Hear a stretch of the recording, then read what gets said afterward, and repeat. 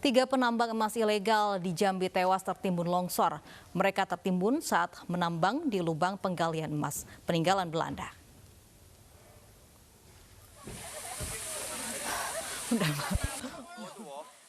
Tim SAR gabungan mengevakuasi tiga pekerja tambang emas ilegal yang tewas tertimbun longsor di Desa Tegalrejo, Kecamatan Tabir Lintas, Merangin, Jambi. Korban ditemukan setelah 4 jam proses pencarian. Proses evakuasi terkendala karena korban berada di lubang penggalian yang cukup dalam.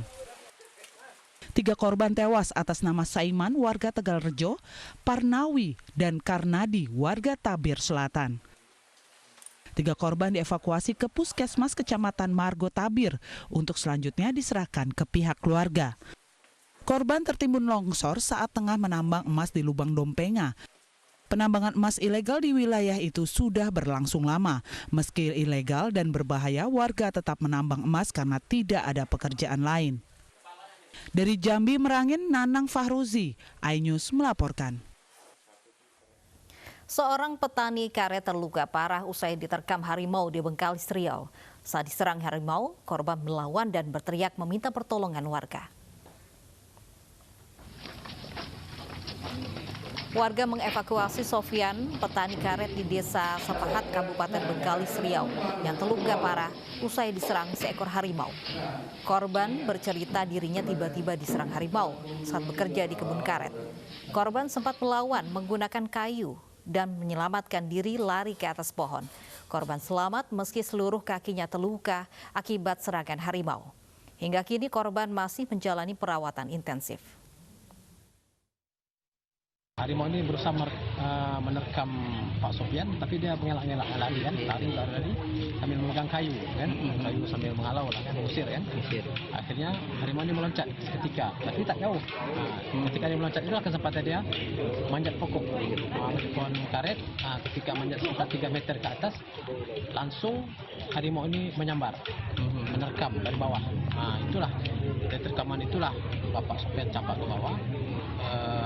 Celananya koyak, kakinya mengaku, itu yang boleh manjat.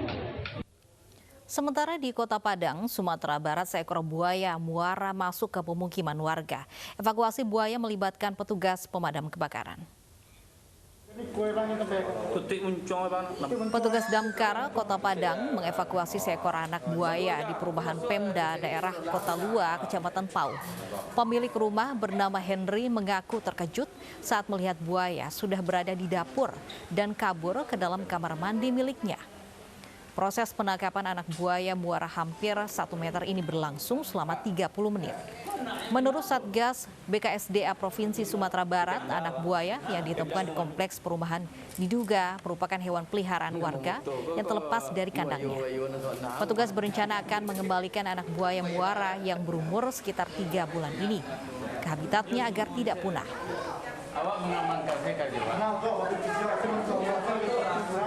Habitat buaya sudah mulai berambang kepunahan.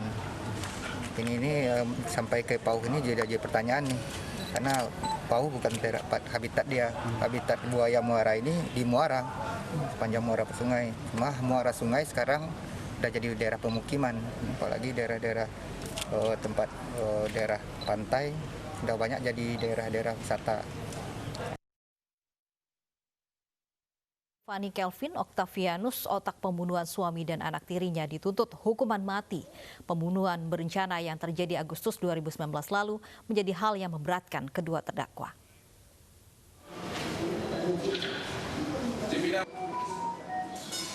Sidang tuntutan terhadap 2 terdakwa, ibu dan anak Aulia Kesuma dan Giovanni Kelvin Octavianus, digelar di Pengadilan Negeri Jakarta Pusat. Sidang kasus pembunuhan berencana terhadap korban Edi Chandra dan Adi Pradana yang terjadi di Agustus 2019 lalu digelar secara virtual dan mengikuti protokol kesehatan COVID-19. Dalam sidang, jaksa menuntut Aulia dan Kelvin dengan pidana mati. Perbuatan sadis keduanya dalam mengotaki pembunuhan menjadi pemberat tuntutan. Menjatuhkan pidana berat terdakwa 1 Aulia Kesuma alias Aulia binti Tianto Latanael dengan pidana mati. 3. Menjatuhkan pidana terdakwa 2 Giovanni Kelvin Octavianus Robert dengan pidana mati. Tanggapi tuntutan jaksa, kuasa hukum terdakwa ajukan keberatan. melihat tuntutannya terlalu sadis. Padahal jelas semua ide-ide dasar pembunuhan berencana ini dimulai dari Rodi dan Aki. Ibu Aulia hanya curhat karena kesulitan keuangan, curhat karena almarhum tidak membantu terkait dengan angsuran yang sangat mahal, hampir 200 juta per bulan. Selain Aulia dan Kelvin, jaksa juga menuntut pidana mati terhadap 2 eksekutor terdakwa Kusmawanto alias Agus serta Muhammad Nur Said alias Sugeng. Sedangkan terdakwa Rodi Saputra, Supriyanto alias Alphard dan Karsini yang merupakan pembantu Aulia dituntut dengan hukuman 15 tahun penjara. Agustus 2019 lalu Aulia Kesuma mengotaki pembunuhan suami serta anak tirinya.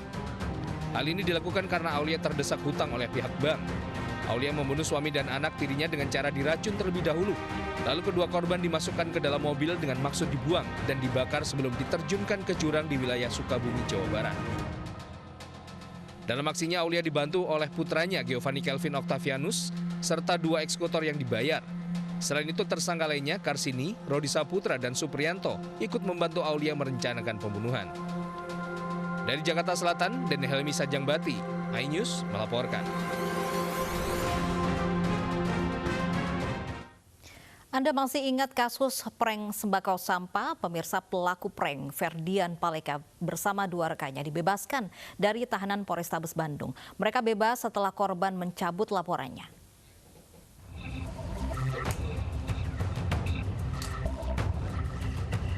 Polrestabes Bandung memastikan kebebasan Ferdinand Paleka serta 2 orang rekannya TF dan A yang ditahan sejak pertengahan Mei lalu.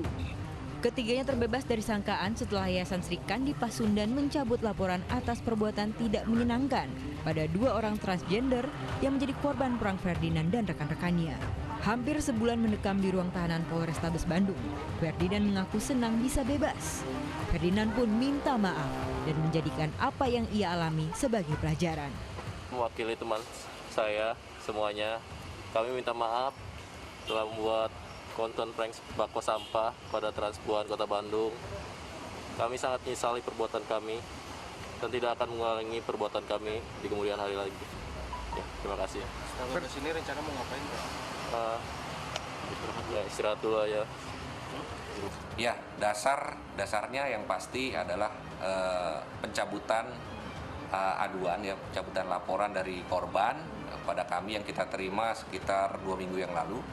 Yaitu menjadi dasar kita untuk mengeluarkan para tahanan, ya, karena seperti kita ketahui bersama untuk kasus ITE ini, ya, pasal 45 ayat 3 di sini yang kita persangkakan ini adalah masuk dalam delik aduan. Nah, jadi itu menjadi dasar kita gitu. Awal Mei 2020, Ferdinand Paleka dan kedua rekannya membuat heboh karena konten prank yang membagikan sembako berisi sampah ke waria dan bocah di Kota Bandung, Jawa Barat. Ulah Ferdinand diunggah di akun YouTube miliknya. Korban kemudian melaporkan ke Polrestabes Bandung. Setelah sempat buronan menjadi DPO selama beberapa hari, Ferdinand dan rekannya ditangkap dan menjadi tersangka dugaan pelanggaran Undang-Undang ITE.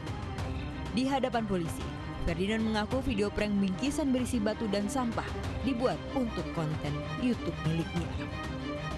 Dari Bandung, Jawa Barat, kontributor iNews melaporkan. Jenazah pasien berstatus PDP COVID-19 di Rumah Sakit Dadi Makassar dibawa kabur oleh keluarga pasien. Ironisnya, jenazah pasien PDP tersebut belum dites swab oleh rumah sakit sebelum akhirnya meninggal dunia.